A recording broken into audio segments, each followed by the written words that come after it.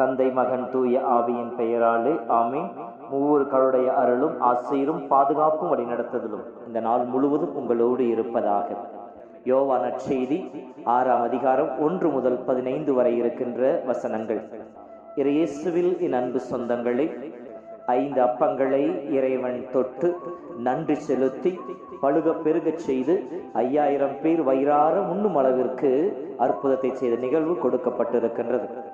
ஆக்கப்பூர்வமான அணுகுமுறை. நம்முடைய வாழ்க்கை சூழ்நிலைகளில நாம் எத்தனையோ அனுபவங்களை கடந்து வந்திருப்போம். நம்முடைய அனுபவங்கள் எத்தனையோ பாடங்களை நமக்கு சொல்லிக் கொடுத்திருக்கும். இதோ இன்றைய நற்செய்தியின் வழியாக இறைவன் நமக்கு சொல்லிக் கொடுக்கின்ற பாடத்திற்கு செவி மடுப்போம். நம்முடைய வாழ்க்கை நிலைகளிலே நம்மை சூழ்ந்திருக்கின்ற நம்முடைய தேவைகளையோ, நம்முடைய பிரச்சனைகளையோ, நம்முடைய தனிப்பட்ட பலவீனங்களையோ, நம் வாழ்வினுடைய இயலாமைகளையோ தோல்விகளையோ நாம் எப்படி அணுகுகின்றோம்? நம்முடைய அணுகுமுறையே நம்முடைய வாழ்வினுடைய அந்த பிரச்சனைகளை தேவைகளை தீர்ப்பதற்கு வழியாகவும் அந்த பிரச்சனை வெளிவருவதற்கான வாய்ப்பாகவும் அமைந்திருப்பதை நாம் பார்த்திருப்போம். எத்தனையோ நேரங்களில எவ்வளவோ பெரிய பிரச்சனைகளை எல்லாம் எந்தவித சலனமும் இல்லாமல் சந்தித்து தீர்வு கண்ட மனிதர்களும் இருக்கின்றார்கள். சிறு பிரச்சனை, சிறு தோல்வியை கூட சந்திக்க முடியாமல் வீழ்ந்து போன மனிதர்களும் இருக்கின்றார்கள். காரணம் என்ன? அவர்கள் அந்த பிரச்சனையை, அந்த தேவையை சந்தித்த விதம். உதாரணம் சொல்ல வேண்டும் என்றால், 1 சாமுவேல் புத்தகத்திலே படிக்கின்ற பொழுது, இஸ்ரேலுக்கு எதிராக பிலிஸ்திய படை எதிர்த்து நின்று கொண்டிருக்கும். அங்கே கோலியாத் அவர்களுக்கு முன்னால் சவால் விட்டு கொண்டிருப்பார். பிரச்சனை ஒன்று. அதை சவுலும் இஸ்ராயல் படையும் அணுகிய விதம் பயத்திலே. இவனை யாராலும் வெற்றி கொள்ள முடியாது, இவன் மிகப்பெரிய உருவமுடையவனாக இருக்கின்றான், நிச்சயம் தோத்து போம் என்று சொல்லி நடுங்கி ஒளிந்து கொண்டிருந்தார்கள். ஒடுங்கி போய் நின்று கொண்டிருந்தார்கள். எப்படி இதை சந்திப்பது என்று சொல்லி கலங்கி நின்று கொண்டிருந்தார்கள். ஆனால் அந்த இடத்துல சிறுவனாகிய தாவீது வருகின்ற பொழுது அந்த பிரச்சனையை வேறு விதமாக அணுகுகின்றான்.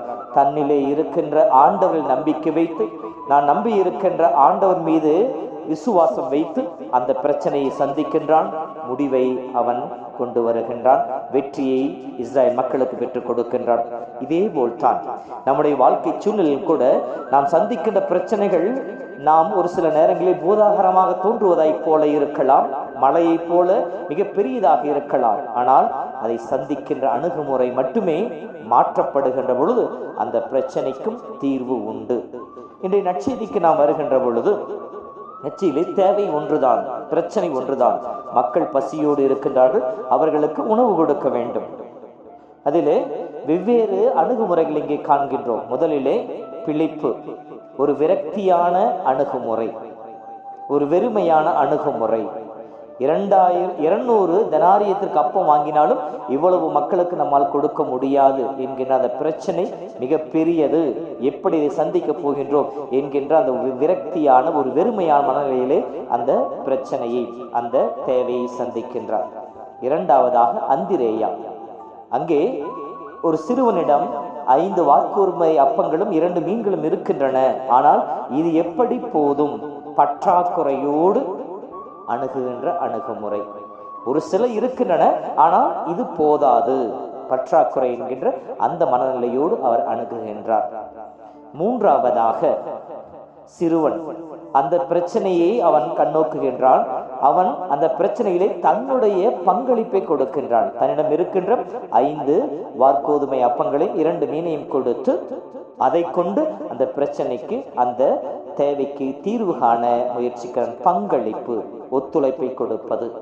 நான்காவதாக இயேசு அந்த சிறுவனுடைய அந்த பங்களிப்பை தொட்டு ஆசீர்வதித்து இருப்பதை கொண்டு நிறைவுள்ளவர்களாக மாற்றி அங்கே அற்புதத்தை செய்து காட்டுகின்றார். அன்பு சகோதரமே, இதிலே 2 வேறுபட்ட மனநிலைகள். ஒன்று விரக்தியும் வெறுமையும் உள்ள மனநிலை. இரண்டாவதாக இருப்பதை கொண்டு பழுக பெருகச் செய்து நிறைவை காண்கின்ற மனநிலை. இந்த முதல் மனநிலையில் போல நம்முடைய வாழ்க்கையிலும் இருக்கலாம். எத்தனையோ நேரங்களிலே பிரச்சனைகளை பார்க்கின்ற பொழுது அது ஒரு சிறு பிரச்சனையாக, அதாவது நமக்கு மிகப்பெரிய பிரச்சனையாக, ஒரு மிகப்பெரிய ஒரு மலையை போல தோன்றுகின்ற பொழுது, ஐயோ இதை எப்படி சந்திக்க போகின்றேனோ என்கிற ஒரு விரக்தி, இதில் நான் வீழ்ந்து போவேன், இதில் எழுந்து வர முடியாது என்கின்ற ஒரு விரக்தி. எனவே அந்த பிரச்சனை சந்திப்பதற்கு முன்னாலேயே நாம் தளர்ந்து போகின்றோம், தளர்வுற்றவர்களாக மாறுகின்றோம். அந்த பிரச்சனை சந்திப்பதற்கே பயப்படுகின்றோம். எதிர்த்து போராட நமக்கு துணிவு இல்லாமல் உடைந்து போன மனநிலையிலேயே நாம் அமைதியிலிருந்து வாழ்ந்து கொண்டிருக்கின்றோம். இரண்டாவதாக அந்திரேயாவிடமிருந்த மனநிலை. சந்திக்க முற்படுவோம், ஆனால் அந்த பிரச்சனை கண்டு நாம் மீண்டும் தளர்ந்து போகின்ற மனநிலை. முயற்சி செய்வோம், ஆனால் அதில் முன்னேற்றத்தை காணாமல் நாம் தடுத்து நிறுத்தப்படுகின்ற அந்த அணுகுமுறை. நம்மை நாமே தாழ்வு மனப்பான்மையோடு அல்லது நம்மிடம் இருக்கின்ற குறைபாடுகளையோ நம்முடைய இயலாமைகளையோ நம்முடைய தோல்விகளையோ நாம் ஏற்றுக்கொண்டு இது என்னால் முடியாது, இது எனக்கு முடியாது, என் சக்திக்கு அப்பாற்பட்டது என்கின்ற அந்த நிலையிலே அந்த பிரச்சனையை அணுகின்ற பொழுது அப்போது நம்மால் தீர்வு காண முடிவதில்லை. மூன்றாவதாக இயேசுவும் அந்த சிறுவனும் இருக்கின்ற அந்த மனநிலை. இந்த சிறுவனை போல இருப்பதை பகிர்ந்து கொண்டு ஒத்துழைப்பை கொடுத்து, அந்த பிரச்சனை தீர்க்க முடியாது என்பது அவளுக்கு தெரியும், ஆனாலும் இது என்னுடைய பங்களிப்பு, நான் முயற்சிப்பேன் என்கின்ற அந்த முயற்சியை பங்களிப்பை கொடுக்கின்ற நிகழ்வு. இயேசு அந்த பங்களிப்பிலே இல்லாததில் அல்ல, இருப்பதை கொண்டு 5 அப்பங்களையும் 2 மீனையும் கொண்டு அந்த மக்களுக்கு பழுக பெருக செய்து தன்னிலே இருக்கின்ற கடவுள் மீது நம்பிக்கை வைத்து தன்னுடைய தந்தையோடு இணைந்து அந்த பிரச்சனைக்கு தீர்வு காண்கின்றார். அன்பு சகோதரமே, நம்முடைய வாழ்க்கைக்கு வருவோம். நம்முடைய வாழ்க்கையில் கூட இந்த சூழ்நிலைகள் இருக்கலாம். நம்முடைய தனிப்பட்ட பலவீனங்களோ, தோல்விகளோ, பிரச்சனைகளோ, போராட்டங்களோ, பொருளாதார சிக்கல்களோ, அல்லது நாம் சந்திக்கிற தேவைகளோ, இது எப்படிப்பட்டதாக இருந்தாலும் முதலிலே முயற்சிப்பதற்கு முன்னாலேயே விரக்தி அடைகிற மனநிலையில் இருக்கின்றோமா, அல்லது முயற்சி செய்வதை போல செய்துவிட்டு அந்த பிரச்சனையை கண்டு பயந்து ஒளிந்து போய் கலங்கிய நிலையில் நின்று கொண்டிருக்கின்றோமா? நம் இருப்பதை கொண்டு பங்களிப்பை கொடுத்து இறை துணையோடு அதை வென்றெடுப்போம் என்கின்ற அந்த நம்பிக்கையில அந்த பிரச்சனை அணுகுகின்றோமா? சிந்திப்போம். நம்முடைய அணுகுமுறை மாற்றப்படுகின்ற பொழுது நிச்சயமாய் நம்முடைய பிரச்சனைகளும் தேவைகளும் தீர்வுக்கு வந்தே தீரும். ஜெபிப்போமா? அன்பின் ஆண்டவரே, உம்முடைய அற்புதமான பிரசன்னங்களை தாழ்த்தி ஒப்புக் கொடுக்கின்றோம். ஞானத்தின் ஊற்றாகி தெய்வமே, உம்முடைய தெய்வ ஞானத்தை எங்களுக்கு கொடுத்திருக்கின்றேன். தெளிகின்ற அறிவை எங்களுக்கு கொடுத்திருக்கின்றேன்.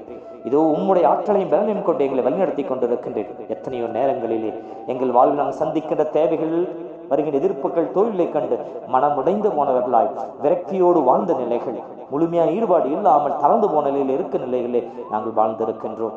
இயேசுவே, இந்த நேரத்தில் உம்முடைய உதவியும் அருளையும் கேட்கின்றோம். எப்படி 5 மீனும் 2 அப்பம் 2 மீனும் உம்முடைய பாதத்தில் வந்து சேர்கின்ற பொழுது, நீ தொடுகின்ற பொழுது அது பலுகு பெருகியதோ, அதே போல நாங்களும் எங்களில் இருக்கின்ற இல்லாததை கண்டு மனம் உடைந்து போவதை விட இருக்கின்ற வாய்ப்புகளையும் ஆசிரியரையும் திறமைகளையும் சந்தர்ப்பங்களையும் உம்முடைய கரங்களை ஒப்புக் கொடுத்து உம்முடைய ஆசிரியரோடு வென்றெடுக்கின்ற மக்களாய், விடுதலையின் மக்களாய் வாழ எங்களுக்கு துணை புரிவீராக.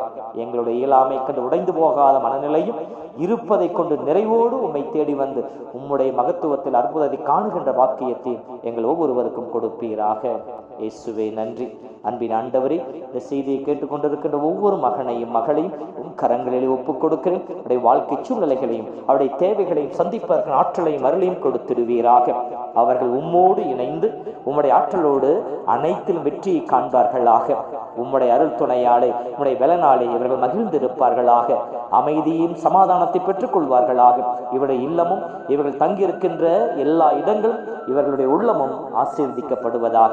அருள் தந்து வழி நடத்தும் அன்பின் ஆண்டவரே, ஆமென். என் வாழ்வில் நடந்ததெல்லாம் நன்மைக்கே, என் வாழ்வில் நடப்பதெல்லாம் நன்மைக்கே, என் வாழ்வில் நடந்ததெல்லாம் நன்மைக்கே, என் வாழ்வில் நடப்பதெல்லாம் நன்மைக்கே. இன்பமெல்லாம் நன்மைக்கே, துன்பமெல்லாம் நன்மைக்கே, மாற்றமெல்லாம் நன்மைக்கே, மாறாததும் நன்மைக்கே. என்னை ஆளும் தேவன் என்னில் இருப்பதும் நன்மைக்கே. என் வாழ்வில் நடந்ததெல்லாம் நன்மைக்கே. என் வாழ்வில் நடப்பதெல்லாம்